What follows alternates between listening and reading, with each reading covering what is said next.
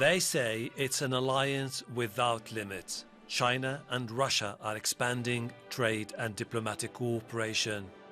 The two countries insist their relations are far from being a military and political alliance. But Xi Jinping and Vladimir Putin share a growing concern of what they perceive to be an American dominance across the globe. For the Chinese leader who secured an unprecedented third term earlier this month, this trip could be the moment to establish his country as an international peacemaker. We shall always respect and abide by the UN Charter. We will always promote peace and also promote negotiation and discussion. Our stance is always based on fairness and justice. We will always be on the side of peace. We are always on the side of dialogue. We are always on the side of historic fairness and justice.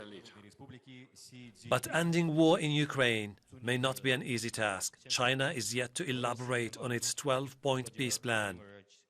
Beijing has called on Russia and Ukraine to address their security concerns without mentioning Russian troops' withdrawal, a key demand for Kyiv. The US has dismissed the peace plan as a stalling tactic. In the meantime, Western nations are stepping up military assistance to Ukraine. Today we learnt that the Minister of Defence of the UK declared he would supply tanks to the Ukraine and also uranium-enriched weapons to Ukraine. I think that the West will now fight Russia to the last Ukrainian. Facing growing international isolation, Vladimir Putin is turning to President Xi Jinping, an alliance largely shaped following Russian invasion of Ukraine last year. After the EU imposed a ban on Russian energy imports, China stepped in, buying large quantities of cheap Russian oil, providing cash-strapped Moscow with much-needed revenue.